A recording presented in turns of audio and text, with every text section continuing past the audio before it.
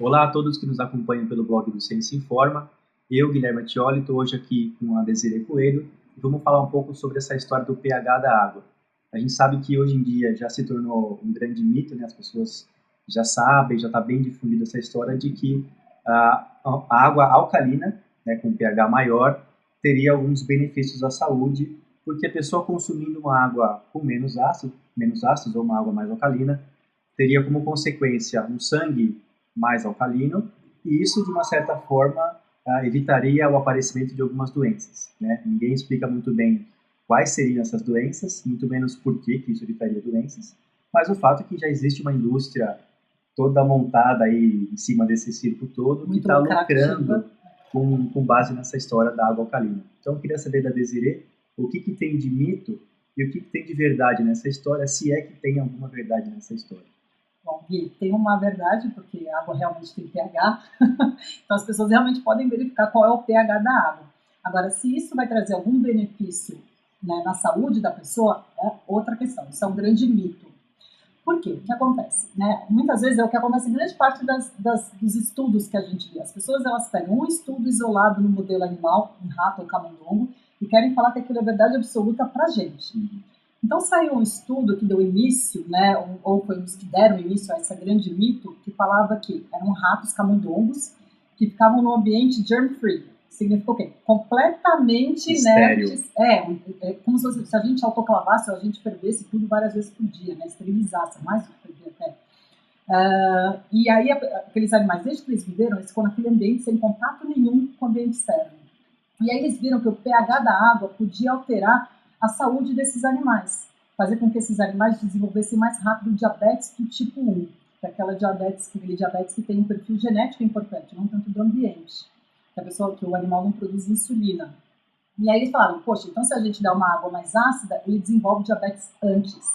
Quais são as questões? Primeiro, Nós não vivemos num ambiente germ-free. Não vivemos num ambiente germ-free, né, que é onde a gente ferve tudo, então a gente tem contato com as bactérias do ambiente, graças a Deus, porque isso nos dá muita saúde. Estimula o nosso sistema imune, por um caso. Exatamente. Que são importantes para o bom funcionamento do nosso sistema imune. Fundamental. Né? E outra coisa é que a gente não tem, né, grande parte das pessoas não tem já essa predisposição genética a desenvolver o diabetes do tipo 1. Então a pergunta do estudo era se esses animais vão desenvolver mais rápido ou mais tarde. Eles vão desenvolver, porque eles são programados geneticamente para desenvolver esse diabetes do tipo 1. E aí pegaram esse estudo falando, a água ácida faz com que esses animais desenvolvam diabetes mais cedo, e falaram, pronto, a água ácida dá diabetes, vai deixar todo mundo doente, porque não é bom, não é saudável. Né? Então é uma extrapolação assim completamente nonsense. Né? A gente precisa, a gente não tem nem como traçar um paralelo. Mas será que dá para falar alguma coisa? Não, não dá para traçar nenhum paralelo entre esse estudo e a nossa realidade. E outra coisa, né? A gente sabe que o pH do alimento pouco vai influenciar necessariamente no pH do nosso sangue e no pH do nosso organismo. Por quê? Porque quando a gente come um alimento, não é que a gente come, ele tem aquele pH e ele já vai para o sangue naquele pH. Durante todo o sistema digestivo, ele vai passar por diferentes tecidos, por diferentes órgãos. E esses órgãos têm o pH próprio, né, que fisiologicamente é o adequado, e o corpo sempre vai manter aquilo muito estável. Então, por exemplo, depois que você come um alimento, para onde ele vai passar?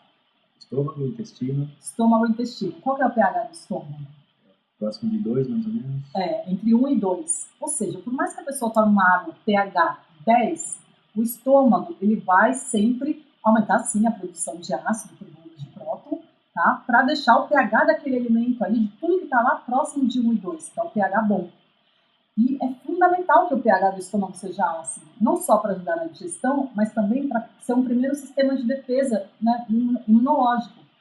É ácido ali para quê? Para matar possíveis parasitas, bactérias, ou como a Fabi gosta de falar, bichinhos. Né, bichinhos estranhos que vêm ali, até mesmo de uma comida estragada, alguma coisa assim. Então, é muito importante que o estômago tenha esse pH.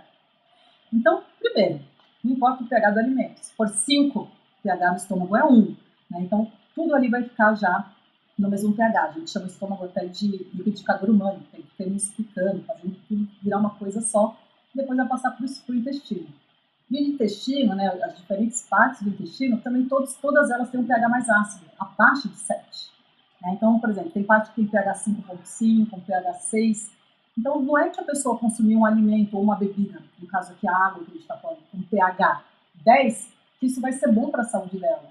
Não. Na verdade, eu posso até acrescentar uma informação aqui, que o fato da pessoa ingerir uma quantidade pequena de água, um copo de água vai ter 200, 250 ml. Essa água vai ser levemente alcalina, pH 8, digamos.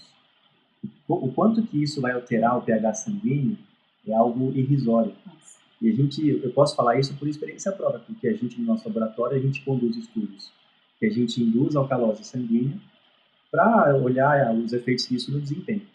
Mas para a gente conseguir uma indução significativa de alcalose sanguínea, né, de alcalose sanguínea, a gente precisa de uma dose cavalar de bicarbonato de sódio. E aí a gente vê uma mudança bem discreta no pH sanguíneo, e essa mudança ela é transiente e ela rapidamente volta aos valores fisiológicos. Isso mostra o quê? Que o nosso pH sanguíneo ele é muitíssimo bem regulado. Não é uma mudança pequena de algo que você ingere que vai conseguir resultar em uma mudança efetiva de pH sanguíneo.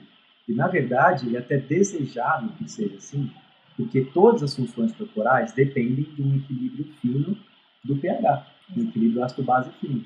Então, não é à toa que existem tantos sistemas que são até de uma certa forma, eles se complementam uns aos outros, são redundantes, que é justamente para garantir essa robustez do nosso sistema de manutenção do pH sanguíneo dentro de uma faixa bem estreita.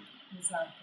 E pensar que a água, que a pessoa tome muita água por dia, né? Água no pH ácido, tome 3 litros por dia. Pensar que essa água vai ser importante a ponto de alterar esse pH sanguíneo, né? É uma grande estratégia de marketing. Vai fazer com que a venda uma água, né, que tem um pH maior, mas que não vai exercer efeito nenhum na saúde. Isso é importante por quê? Porque a água é feita para hidratar. Né? Ela não tem nenhuma outra função a não ser essa. Ela vai fazer com que o nosso corpo desempenhe as funções de uma maneira ótima. E aí as pessoas perguntam, mas por que tem o pH na água mineral? Então, por que tem essa informação? Tem essa informação por questão de controle de qualidade, para garantir que mesmo 6 meses ou 8 meses depois de envasada, colocada na garrafa, ela ainda está com as mesmas qualidades de quando ela foi colocada lá. Então, é mais uma questão de controle de qualidade do que benefícios para a saúde. Outra coisa importante que você falou, Gui, é que desses sistemas tampões sanguíneos, o principal deles, né, é o bicarbonato de sódio. Então, o nosso corpo ele começa a produzir bicarbonato de sódio para deixar o pH do sangue sempre estável. E aí, né, tem um índice, né, que é muito utilizado na área de nutrição, que chama PRO, né, que é a capacidade de um alimento, de uma substância, de acidificar o meio. Aí falar, tem PRO das PRI, né, tem PRO de água que é muito alto, que é muito baixo. Esse PRO ele é designado, né, através da qualidade de nutrientes que vão estar ali, principalmente de minerais, vitaminas, minerais ou outras substâncias fitoquímicas. O que acontece a partir daí é que a pessoa fala, mas tem água, tem um PRO muito que pode ser prejudicial.